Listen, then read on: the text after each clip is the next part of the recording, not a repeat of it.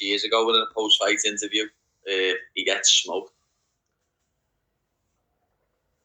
How's training camp and all that good stuff going, and how are you feeling coming into this one? I feel great, to be honest. I just can't wait to put on a show for everyone. As you said, this has been a long time coming. I got offered the first UFC contract 5 years ago, and then got offered to fight again in the Echo Arena 3 years ago. But everything's happened at the right time. I got asked by someone today, "You're nervous?" and I'm not, because I know what I'm going to do. I know I'm going to turn up, fuck shit up, and get off. So you were saying you were offered UFC fights in the past. Why did you turn those fights down in the past? Well, the first time when I got offered the contract, I was only 21. I'd just won the belt on Cage Warriors, and Cage Warriors offered me a bumper new deal, which I would have been stupid to turn down. That contract what Cage Warriors gave me 5 years ago, I got more money then than the contract I'm getting now for the UFC. Wow. You know what I mean? So fucking hell. Cage Warriors has come a long way. Fucking weren't paying me that kind of money back when I was the champ. Cheap bastards. I was filling that Echo Arena out, lad. I was putting money in pockets. Mate, I was filling fucking stadiums when you weren't even born yet, so shut the fuck up, Paddy. What is your record? You've had a fair few fights now, right? Yeah, I was 9-0 as an amateur, and then I went pro when I was 17, and I'm 16-3 as a pro. 9-0 as an amateur. See, that's so important. I say to everybody all the time, because you know what it's like, Paddy. Everyone wants to be a fighter these days. They see it on TV. They think it's cool. There's money to be earned. So they rush into it. But you got to have that amateur career, whether it's actual amateur MMA or just like any kind of martial art tournaments, because that's how you learn. And, you know, unfortunately for you, you went 9-0, but some people, you know, they don't win them all. And you want to do that in the amateur ranks, because as soon as you turn professional and you start losing fights, you kind of screw, because that's on there forever. So that is that's the best way to get into the professional ranks, if you ask me. I always say to the amateurs in our gym now, I wish I would have lost when I was an amateur. It lights a fire under your ass. It makes you realise that you're not as good as you think you are. Because when you go now amateur, and then when you're in your first 4 pro fights, you're thinking, I'm the boy here, no one can beat me. And then obviously I eventually lost, and it proper lit a fire under my ass. What do you think is the difference in you today than versus you 5 years ago? Like, what are some tools that you've learned in the past 5 years that you think are going to make you more ready for this UFC debut right now? My striking's just a different level now. Paddy the Baddy of 5 years ago fought the Paddy the Baddy of today. He gets knocked out in the first round. My grappling's always been my strong point. Even when I was younger, I've always had good jiu-jitsu. I think 5 years ago, I might have still been a purple belt, but I could have been a brown belt by then. I think I may have been a brown. Yeah, I was a brown belt by then, but now obviously I'm a black belt. My jiu-jitsu's improved, my wrestling's improved, and the big difference, to be honest, apart from just the striking, is me physique. I'm a man now. Back then, I won that Cage Warriors world title without doing any sort of strength and conditioning. I didn't lift any weights at all, and I won a world title. It's pretty crazy, to be honest. And I was out partying every weekend, so I've done a lot of maturing. What are you expecting for it? Are you excited? Oh, I can't wait. Literally, I cannot wait. I'll be honest, I did want it to be in London. I wanted the home. That would have been amazing. Would have been unbelievable. When my walkout comes on, it would have went off. Even with 150 people there, it's still gonna go off. We're gonna give you some names, and you're gonna tell us first thing that comes to your mind, Paddy, and what you would do to them in a fight as well. But we'll start at number 10. No, we won't. We'll start at number 9. Conor McGregor. Ooh. You and Conor McGregor. God knows what's going on with him. When he gets off Twitter and stops talking shit at half the world and decides he wants to fight, and when his leg's healed up and he can actually walk without limping, you're the next man in line. What goes down there, Paddy? I said it about 6 years ago in a post-fight interview. He gets smoked. I'm not even messing either. Like, especially like I think I take him down and submit him with pretty ease. Is that your strong point, Paddy? Do you class yourself more of a grappler than a striker? Yeah, I am. I'm more of a grappler, know what I mean? I'm a black belt, and I think I've got 12 finishes and 7 of them are by submission. I think the money's gone to his head. And I don't like that. Know what I mean? I'm not into it. No amount of fame or money or anything will ever change me. It's that simple. Let's go with Justin Gaethje. What do you think of that guy? I love Justin Gaethje. Who doesn't? Who doesn't like Justin Gaethje? He's a brawler. You know what I mean? I'd love to just have a fight with him, just to have a fight, because I love fighting. And I'd just throw down with Justin Gaethje. The wrestling side of things, obviously you said you're a grappler, but I know in the UK, obviously we're often at a wrestling deficit in terms of skills when it comes to the Americans. And that's not a knock on the UK wrestling scene, because there is one. But out here in the States, it's a massive program. They do it in schools, they do it in college, and they dominate the world scene as well. What do you expect? How is your wrestling? And for example, someone like Justin Gaethje, they always say he never uses his wrestling because he loves to bang, as you just said. That's why he's a fan favorite. That's why everybody loves the guy. But if you went up against someone, say like a Michael Chandler, that was going to try and wrestle you to death, how do you think you get on with those guys? I'd feel comfortable. You know what I mean? I've got one of the weirdest takedown defenses in the world. Hey, what is going on?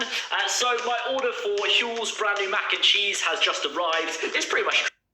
No one's like me. You can't get a sparring partner to replicate me, because I'll flow flying time where people won't. I'll jump for leg locks in positions where people won't. I'll do mad defenses where they're like, wow, what's he doing? You can't train for me. There's no one like me. You can't get a sparring partner what'll do what I do. What, like be a spaz? I'm joking. The positions I can get my body in are just weird. Like, I wrestle with people in the gym and like I'll end up on top and they'll just sit and look at me and go, at anyone else I'd end up on top there, but with you it's just weird. Yeah. Are you very flexible? Yeah. Yeah, that helps with that stuff big time. Are you nervous at all about the rumored as a jump in or the perceived jump up in competition, right? UFC is best in the world, right? But is there any part of you that's like, oh shit, this is going to be like a step up in competition? No, I think I've fought very good people outside of the UFC. I've got 3 losses on my record, but I only really count one of them as a proper loss because 2 of them were now you sound like Bisping. There we go. 2 of them are crazy steroid abusers. There you go. Well, fair enough. I'm looking at your record right now. Was one of them Nad Naramani? Is that one of the guys you're talking about? Not that I'm saying he's on steroids. That's the UFC name that I see that's jumping off the page. I'm no fucking allegations from me here. Yeah, and also that fight, I cut 7.7 kilo overnight, and that was when I had that DEXA scan, and he said I was 0.2 kilo weight loss away from kidney failure, and I had no testosterone in my body at all. Yeah. It's a shit ton of weight to do in one night. That's mental. You're fighting Luigi Vendramini. Is that how you say it? Yeah. Obviously, I'm going to be commentating your fight as well, Paddy, so I'll ask you all these questions again week off. But what do you make of him? How do you break him down? I just don't see wherever the fight goes where he can trouble me, to be honest. I'm a better wrestler, I'm a better jiu-jitsu practitioner, and I'm a better striker. And I think he's going to think that he's going to be the bigger, stronger dude. And when we get in there, he's going to get the fright of his life. I like Charles Oliveira. I think he's a proper underdog. I like it the way he's come after so many losses and then went up a weight class and he's dominating in that weight class. But I think Dustin Poirier is the best 155 in the world, and I think everyone else he beats. When they eventually fight, I can see Dustin TKOing him inside. A lot of guys have come in and they've shot straight to the moon, and some guys come in, they take their time. But give us your overall prediction. How do you see Paddy the Baddy's UFC career going? I think after this one fight, I'm going to be one of the biggest stars in the UFC. Hell yeah. I love it. And I love how you're sitting there. You're not laughing either while you're saying it. You're not trying to have a laugh. But you said you're going to have the journalists in a headlock all week, all the UFC staff and that. Explain what you mean by that, because, of course, you are supremely confident. You've got the skills to back it up. You got the personality. You got the patter. I mean, I'll tell you this, the Americans, they love a Liverpool accent, mate. Fucking hell. They were swinging off Darren's nuts after hearing him speak for the first time. Of course, Darren can back it up, and he's hilarious as well. But, yeah, what makes you think that's going to happen so fast and so soon for you? To be honest, I've always said it for years. I just know it. Like, I believe in destiny, and I know it's my destiny. Like, I am going to be one of the biggest superstars in the world, especially in this sport. I don't even think I'll be one of the biggest superstars just in this sport. I mean sport in general. Like, I'm going to create a new wave of MMA fans, and it's that simple. there is a lot of buzz, much more so than most fighters that are making their UFC debut, unquestionably. So what do you attribute that to? My personality and my look has a lot to do with it. You know, I haven't got any tattoos. I don't look like a fighter. I'm not a little chesty that's carrying two big plasma tellies under his arms. You know what I mean? I look like a young kid. I get called the fifth Beatle lad. You know what I mean? So, Yeah. like, I don't look like a fighter. My entrance, people love my entrance when my song comes on. And a lot of people always say the way I change like that because obviously I bounce out and I'm happy and I'm smiling and I'm singing my song and then when I stand in the cage and I look at my opponent, that's it. It's like I zone out, I go somewhere else. You know what I mean?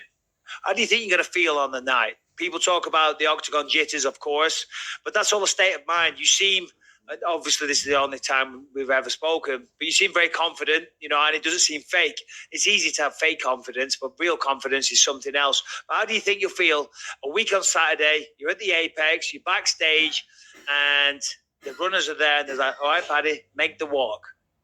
Oh, it's giving me tingles, lad. I can't wait. I can't wait, lad. Like, it's going to be heavy. It's going to be sick.